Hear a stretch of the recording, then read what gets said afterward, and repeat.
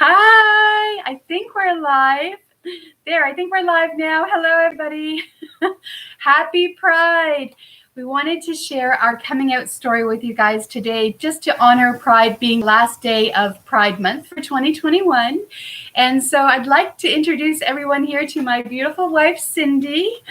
And if you're new here, hi, I'm Amanda Gulik, and I normally teach entrepreneurship skills, teaching you how to take your passions and turn it into passive income. But today I wanted just to focus on Pride Month and sharing our personal coming out story, because a lot of people in the LGBTQ community are having a tough time, as you can imagine. And so it's sometimes really helpful when you hear an inspiring story.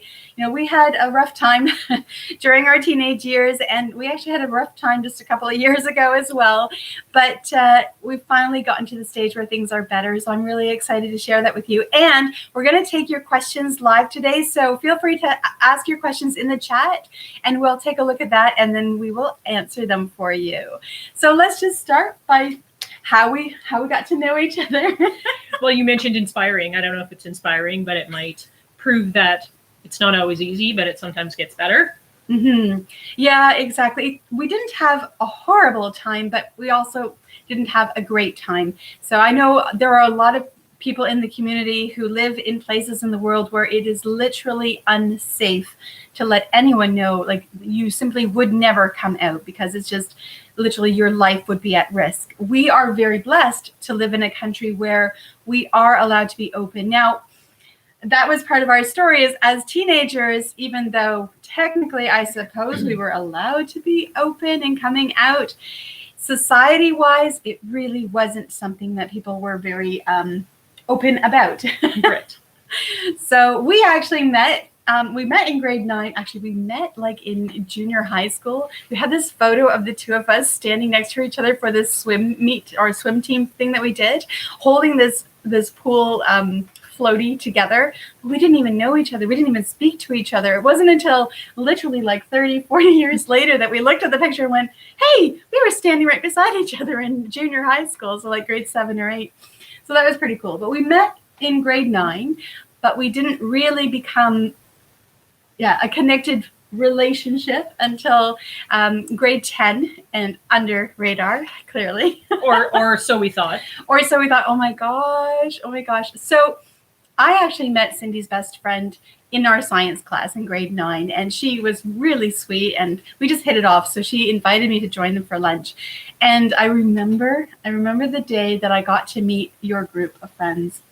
And it was a small group, but it was the moment I saw Cindy. I remember she had what I love to call her poodle hair. Really, really tight little curls of perm that she'd had.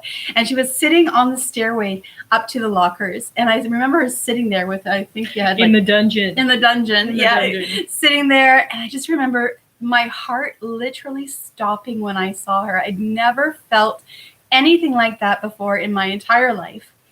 And I didn't know what it was, because honestly, I didn't even know that the LGBTQ community existed. I had no idea. Like, it was never part of our way of learning, way of thinking. So it just never crossed my mind. I just assumed I would grow up, marry a guy, have kids. Oh, I did that. But we'll get to that in a minute.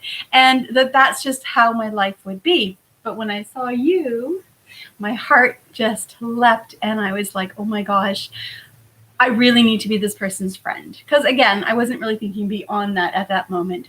I think we have a picture of that too. Again, not the best look. She was adorable. And Xanthi's here, Christine's here. Hi. Oh, thank you. Yes, you noticed my beautiful human shirt. I don't know if it's backwards for you guys or not, but if it is, go ahead and read it backwards. This is actually my daughter, Xanthi Gulik, has her own YouTube channel, and she sells beautiful human merchandise to support the LGBTQ community. So if you want to go and check that out, go ahead and do that. But I thought it was appropriate to wear today for our Pride show here, or our Q&A. And I have another person here, Ashwini. I hope I said that correct. Hi, thank you for being here with us. So exciting. So in grade 10, we actually went to your best friend's birthday party. And it was like an overnight birthday party, and it was so much fun. We all, sat up chatting and stuff. And as everybody fell asleep, Cindy and I just kept needing to stay awake. And we were sitting next to each other, and it was just, we really found that we had a lot to connect with, and we didn't want to stop the conversation. And I remember at one point you turned to me and you said, "Don't go anywhere." And yeah, it was just one of those moments that just filled my heart, like, maybe she likes me. But again, I was struggling to figure out, like, am I allowed to like a girl? Like, this is weird. But I'd never had that same feeling I'd had boy crushes, but nothing like this. And so it was kind of, it was one of those moments that I'll always remember. And I didn't really listen to her, because I did actually leave like the whole country. I was going to mention that you don't listen very well. Maybe not. And I remember, so that kind of got that trigger going of, I really like her. I want her to know that I like her, but I was terrified. I was so terrified that you would hate me, because like, it was a sin, right? We grew up in a community where religiously it was considered a sin. You would go to hell if you were gay. And so I was so nervous, but it's like my soul just was determined to have its own way. And so I wrote Cindy a note, and I used to hop on her bus on the way home, because it would go past the end of my road. So I would just hop off and walk home. It was fine. And I remember sitting in the bus. I was so nervous. And she got off first. So I didn't give her the note until she was literally walking off the bus, because I didn't want her to read it when I was there. So as soon as she stood up, I just gave her this note into her hand, and she looked at me like, "What's this?" And I'm like, "Just read it when you get home." And I'm like breathing like crazy, and I was so nervous. It was the longest walk home ever from the end of my road up my own driveway. It was the longest. I was so terrified that you absolutely would hate me. And I remember opening the door and hearing the phone ringing. And so I unlocked the door and I got in and I answered the phone, and it was you. And you said, "Me too. I feel the same." Oh my gosh, that was like the best moment of my life. So it was kind of coming out to ourselves as well, I suppose. Yeah, we didn't really. Yeah, I think that's probably better. Like, our coming out story was more coming out to ourselves, because we also just instinctively knew we can't tell anybody. If we tell people, it's not going to be good. We just knew it wasn't going to be good. It wasn't accepted. I remember at one stage hearing a statistic that like 1 in 10, so like 10% of the population are part of the LGBTQ community. And I remember how that made us feel so good to know, okay, we're not alone. We're not alone. I have no idea if those stats are correct now, but that's what we heard back then. And I remember how much that really helped us to feel that it was okay. And but yeah, we still really needed to go under the radar. We just knew that was not going to be a good thing. Oh, Sweet Sugar, hi. Thank you for the heart. Oh, you guys are so sweet. All these hearts. Thank you. And then the best day ever. Oh, the best day ever was the day when you leaned over and gave me my first kiss. Oh my God, it was so good. And I knew I was hooked. I was hooked. And that now it was real, because until that moment, even though we told each other that we liked each other, it still was in that safe zone that, we're just really, really good friends zone. And then that moment when it's like, no, she's my girlfriend. But unfortunately, the coming out was more of a finding out. Exactly. And having that, it was not good. Like, this was in the late 80s, early 90s, and it really was not a great time to be gay. Not that it's probably ever really been a great time to be gay. Possibly not for some. But yeah, we had to hide it, and like to the point where we had to just pretend that we weren't interested in each other at all. Even just so hard. I remember we would sit for hours in the school hallway, sitting next to each other, reading from the same books. Like, we would play euchre across the table, but our knees would touch. It was impossible to stay away from her. She's a magnet, really. She is. And Oh, let me just have a look here. So we've got aw and oh sleepover. Yes. Oh, thank you guys. That's so sweet. So then came the really difficult time for us because it all felt so great when nobody knew. And like you mentioned, we thought nobody knew. We were wrong, so wrong. And I remember coming home one day and my parents saying, Amanda, come and sit down here. And I'm like, oh, okay. Super optimistic me that I am. I'm like, oh, okay. And so I sit down, but I could feel something was up. Something was different. And they told me that I think it was your mom had found one of my notes to you. And so it obviously had caused some concern. Come out. Yeah, we had come out unintentionally. And so they sat me down and they said, we know about you and Cindy. And my heart actually just exploded with joy because I thought, oh, I don't have to keep this secret anymore. Now they know. And my parents had always been loving and supportive, so it didn't really cross my mind that they wouldn't support me. I had just been afraid in general to let anybody know because I knew it was considered wrong or evil or, I gotta love lots of religions instilling that in there. And then came the moment when they're like, you can't see Cindy anymore.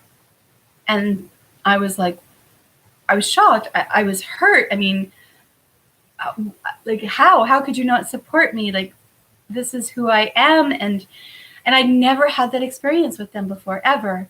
And I realize now, of course, that they were so scared for us because especially back then, it was really hard to be part of the community. You would not, like, we even today found it hard to find places to rent because not everybody wants to rent to to a lesbian couple. And oh, hi, Katrina. Thank you, sweetie. Oh, love the beautiful human shirts. Thank you. And then it got to the point, so we weren't allowed to hang out together anymore. But of course, at school, we still did because, well, what teen ever listens to their parents anyway? And but we weren't allowed to go to sleepover. So our friend group was the same group by this time. And so they would have get-togethers and I wouldn't be allowed to go. I was kind of ostracized out of the group because, well, Cindy had been in the group forever, so I was the natural choice to push me out instead. And oh, thank you for the sad faces. And then we got to a point where it got so bad that my parents said, look, we're going to send you to another school. Now, it was a school for the theater, for the arts. So they were like, you'd be a really great actress. You can go to the school and all this stuff. And then I find out later it really was just to separate us. And I got into the school and I had to leave and we were really separated as far as they were concerned. But we really were not separated. And that was hard. I was always somebody who loved math, did really well in math. I failed math at that high school because I was so sad. I just couldn't concentrate on anything. And then I got really lucky, and I didn't know this until later. I honestly thought my parents had changed their minds and supported me and that I was allowed to go back to my old high school. But I found out later it was no, because we were out of the zone and I was legally not allowed to be in that high school. So whatever the odds were, the universe had my back and I was allowed to go back. And I was so happy. And I totally aced the math course the next time I did it. But yeah, and then it wasn't easy. It really wasn't easy. We still had to hide. We still felt we had to hide. We figured only our parents knew, our siblings knew.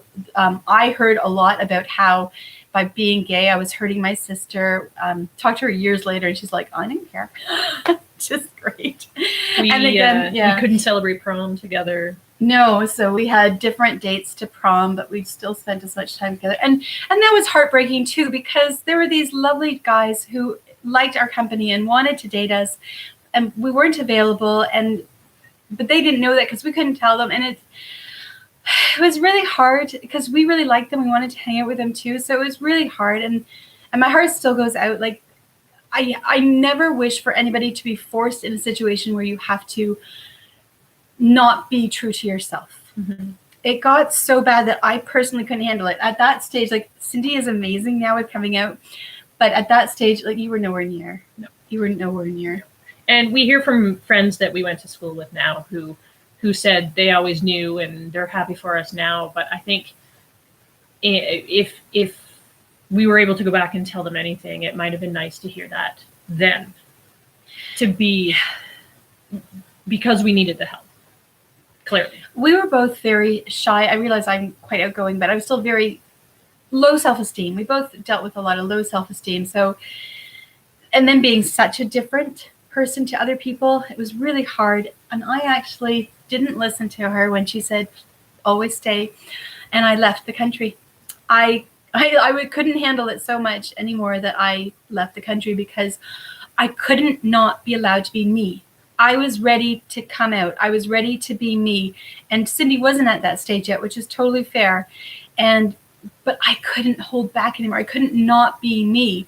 So I had an opportunity to move to the Netherlands. And, I always wanted to learn Dutch. So I moved and I could just be me and be away from all it was so heavy. It was like this dark, heavy cloud that I just couldn't handle anymore. And I could just be away from that and just be something else, And I met my kiddo's dad there, and we're family. So we connected, and he was just so loving and open, and he was so willing to accept me for who I was, because I let him know about our relationship, and he never judged me, and it made me feel finally I was somewhere where I could just be safe and welcomed and loved. And so I ended up marrying him and having 2 beautiful children. We moved to New Zealand, and then so we were actually separated for 17 years. And even though I had a great marriage as far as like a best friend and a great father, I wasn't happy with me. I hated myself. Oh my gosh, if you look back at the pictures, I have so many breakouts on my face. I have so many, I got asthma. I got all kinds of health issues from hating myself so much, from absolutely hating myself. And so I came back to Canada, and we came back to Canada with our kiddos, and Cindy happened to reach out to me. Maybe share a little bit about that. I guess I was just at a very low time. I was also in another relationship with another woman, and it just wasn't going well. And I think I knew that for quite some time, but it got to the point where I needed to reach out to someone, and Amanda has always been someone who's very positive. So I took a chance, and I shot off an email to her just to see how things were. When I got that email, I honestly thought her best friend had died. I figured that was the only reason she would ever contact me, was to let her know that something had happened with her best friend, because I honestly thought that you absolutely hated me. I'd left you. I couldn't handle it, and I just left. So I thought that Cindy absolutely hated me, and I would never speak to her again. So when I got that email, panic, first of all, because I didn't want her best friend to be dead, clearly.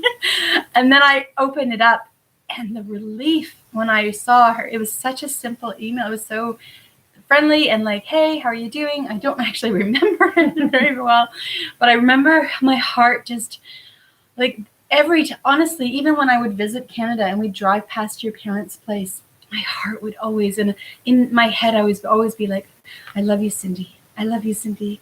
And so when I got that email, and then we started talking through email, and you invited me to meet up at our local coffee shop. We're in Canada, so Tim Hortons. And I was so nervous. And I remember actually saying to my ex-husband at the time, wish me luck, because I thought I was walking into a hate moment. I thought this was her chance to get back at me for hurting her, that she'd invited me just to tell me how awful I was. And when I saw her, it's like time stood still. Mm-hmm. It's like time stood still, and just without even thinking about it, she just naturally reached out her hand like she'd done when we were teenagers, and I just naturally held on to it. And I thought, oh, shoot, this is not good.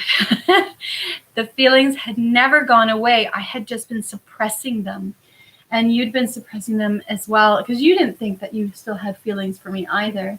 But as soon as we saw each other, it was just like the 17 years had simply never happened. Never happened. And then, of course, we had to go through the whole separations and figuring out. It was I literally felt like my soul was coming out of my chest and pulling me with it, and I didn't have a choice. And then I remember thinking, as teenagers, we didn't have a choice. We weren't allowed to be together. It wasn't up to us.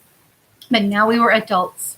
And as painful as it was going to be to have breakups and to figure things out and to get together and to actually have our actual coming out to society, which we'd never had before, I couldn't say no. We couldn't say no. It wasn't an option.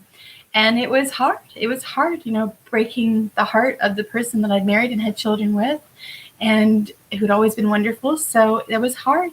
And it was hard for you too to break up a relationship, even if it wasn't one that was great for you. It was still very difficult to do. And then I remember the moment telling my kids, and I was so nervous, so worried that they would hate their mommy, but they didn't, and even my ex-husband was actually quite supportive, which totally surprised me. Now, things changed later on, but he was so supportive, and we did our best to help, find him a place and furnish it. And we did everything we could to kind of help each other. So we were so lucky in that way. And we're friendly now. So it's all good. It's been a lot of years of processing and figuring out. But coming out number 2 was a little better received, certainly. Still not necessarily by immediate family, but again, that those old school reasonings and fears and things came into play for quite a few years before they are now on board, and much better relationships on both sides. And I think because, again, when it comes to our family, our parents and such, their biggest worry was how difficult it is to live as a person in the community. And they're right, it is difficult. But the thing is, it's incredibly difficult to not be authentic to yourself. And I was terrified because I had, if you've been with me for a while, you know that I've got Clevered Out Kids, where I teach financial literacy education for kids. And I had this huge fear for years that somehow it was going to come out that I'd had a girlfriend in high school, because a huge part of my members were homeschoolers, and a huge part of those were Christian based. And as far as the Christian religions were concerned, it was a sin. And so I just assumed, because we'd had some experiences in our teenage years where I had tutored children, and it had been found out to them that I had a relationship with Cindy, and so they stopped the tutoring because I was going to be a bad influence for their children.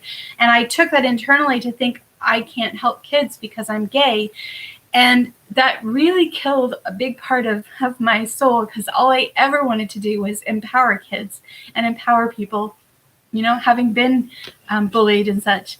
Xanthi, when you came out to me was when I was 9 years old. It gave me so much hope and happiness that I was okay to feel different than other people. I love you, sweetheart. Thank you. And earlier, both Katrina and Xanthi had mentioned how much different it is now, as far as I'm assuming you're referring to the high school aspect and that type of thing. And that's great to hear. I think there's always room for improvement, but I think it is, from our perspective as well, much, much different environment. Yeah, and not saying that it's easy. We totally understand that, but yeah, just so grateful that you guys can just be out and share. And any of you who follow me probably know that my daughter, like I mentioned earlier, has her own YouTube channel, and it's completely focused on the LGBTQ plus community. And she does some amazing support videos and funny skits. So definitely go and check her out afterwards. But I wanted to show a story about how our parents actually got to the stage where they felt that we were going to be okay. And ironically, I nearly died for that to happen. But again, everything in life always comes for a reason, right? So in 2016, I got double lung pneumonia, and I was rushed into a hospital and put into an acute respiratory distress, into a coma, a medicated coma, where I developed acute respiratory distress syndrome. Sorry, Taylor. We do have a question that's just come in before we start into the story. Okay, yeah. Even though you had to be closeted, do you guys have a favorite memory as a couple during your younger years? I remember skipping school and going swimming together in the local pond. Yeah, that happened on numerous occasions where we would end up back at our last class of the day in order to catch the bus, of course, but usually dripping wet. I'm sure that caused a few conversations about us, but that has got to be one of my favorite ones. Yeah, we were bad. And our local pond is not a warm one either. No. So that was a great question. Thank you, Taylor. Oh my gosh. Yeah, that was really good. So yeah, I ended up in a coma, and it ended up for 3 weeks, and with like a 20 to 40% chance of actually surviving it. So it was pretty serious. But the thing that was really amazing, other than the fact that, yay, I made it. That's kind of the important piece. Was that our whole town came together to support us. We had been, for a couple of years prior to that, letting people know that we were together and seeing all kinds of support showing up unexpectedly. So our parents had slowly started to see people supporting us, but they were still kind of cautious. When I got sick and suddenly people were dropping off groceries, they were giving Cindy gas tickets and coffee to, vouchers and stuff like that, because she was with me every single day in the hospital, and having people there ready to support our kids, and just seeing that support, I think, started the process of really helping them to see. And then especially after the coma, as we were, going through rehab and getting our lives back together and struggling, but trying to figure it out. And then our town actually had this contest to win a wedding. And we had so many people nominate us that we actually ended up winning. So the town that we used to hide from, that we were so terrified of telling anybody, they actually put on our wedding. Like, how amazing is that? We won the wedding. And so I'm forever grateful. But again, I remember my mom just being in awe, like, wow, like so many people are helping you. We had people helping us with decorations and food and all kinds of things. And it was just amazing. And so it's been definitely a whole roller coaster of emotions and feelings, and then back. Now, we've got some comments here. You're welcome for the snacks and the notes. Oh, you're so cute. The kids had to come every morning while Amanda was in the hospital and before school. So, and they came after school as well to wait for their dad to pick them up. So I made sure that they got daily updates. And of course, when you get home from school, you have snacks. That's what you do. So that had to be taken care of. So apparently, while I'm in a coma, my kids are getting treated. Because normally I wouldn't do that kind of thing. So instead of nice healthy snacks, I probably would like yummy snacks. Goldfish or something ridiculous. I'm sure. I think that's how she got them to really like her a lot. Yeah, probably. Do you guys have any questions about our coming out story and just about coming out in general? We're here for just a little bit longer. Cindy is on her lunch break, so she'll have to head out soon.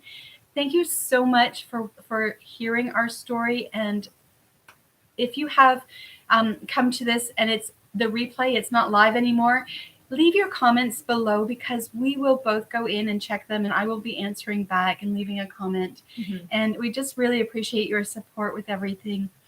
Oh, thank you. So, and as far as the coming out when we were adults, I think you have a greater understanding that if someone has a problem with it, then they're just not worth your time, I think. But I don't know that we ever encountered anyone like that felt the need to distance themselves from us for that reason, which was eye-opening, I guess. Just, if the people that you surround yourself with care about you and are important, they're going to stick around no matter what. I remember when we were told that we won the wedding contest. I think there were like 9 panelists or 7 panelists, yes, something like that. And it was a unanimous decision. And one of the questions that came up was, how are we going to accept the negative feedback if our town come back and they're not happy with them for choosing a gay couple or a lesbian couple? And I remember it was the one who was on the radio, Dan Pollard, love you, by the way. And he said, well, it's not a problem as far as I'm concerned. And they were all like, yeah, it's not a problem. So, and they never had any negative feedback. Like, it was just amazing. And the first time that I saw the pride flag hanging at the high school, I cried. I couldn't believe that the place that we had to hide the most, was actually supporting us. It was incredible. And, okay, we've got a few more. Yeah. Christine, our parents were able to overcome the fear. In fact, I think both of us can say that we are very welcome in each other's homes. I think the wedding was a big eye-opener for them. Probably more so mine, just to see the amount of people that were there celebrating as if nothing was different. Yeah, as if we were just a normal couple. Yeah, which it really, nothing was different, except one minor thing, I suppose. Yeah. But, and Taylor, thanks for sharing your story. Love listening. You guys are a beautiful couple. Thank you, Taylor. Oh, thank you, Taylor. That's so sweet. Yeah, with the, I bet you at some level, our parents were kind of like, are people just going to come to the wedding to like gawk, right? To just kind of, for the sensation of it, but nobody did. Literally, people were saying to us every single time they would come, like, you could feel the love in this room. It was amazing. Oh, Christine, that is so awesome. Your community came together. I'm so proud of our town of Uxbridge. I am so proud. Yeah, proud for Pride Month for 2021. Oh, thank you so much for listening to our coming out story. So again, for us, our coming out story was more like late 30s, early 40s. And it was more, how did you say it again? Self-coming out. It was in our teens. Yes. It was, coming out to ourselves and then being found out and then, growing up a little and learning how to deal with it better. Exactly. And yes, Christine, you're right. Like, fear is a huge disabler. And so when you can break through the fear and you realize there is actually nothing to fear, but like, what is the quote? But fear itself. But maybe your misunderstanding or lack of knowledge, perhaps, which is a big piece. Exactly. But remember, love wins. Love wins, because we're all beautiful humans, even if it's backwards. Love you all.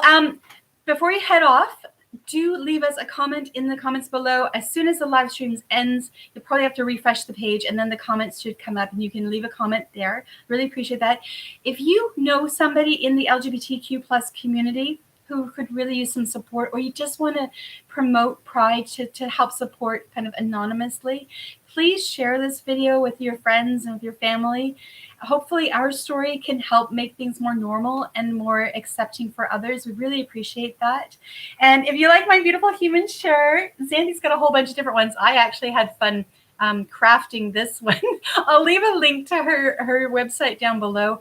But also, I've got, don't forget, she has an awesome channel herself. She does. And I'll leave a link to the video where she actually interviewed me, and it's called My Mom's Gay, and how it affected her as a teenage girl, or actually as a preteen, 9 years old, and how that has affected her through the teenage years. Because I know that's another huge question people have is like, well, if you're gay, how is that going to affect your kids, right? And so, yeah, I would be so honored if you would go and watch her video and then leave a comment on hers as well. Thank you for everything.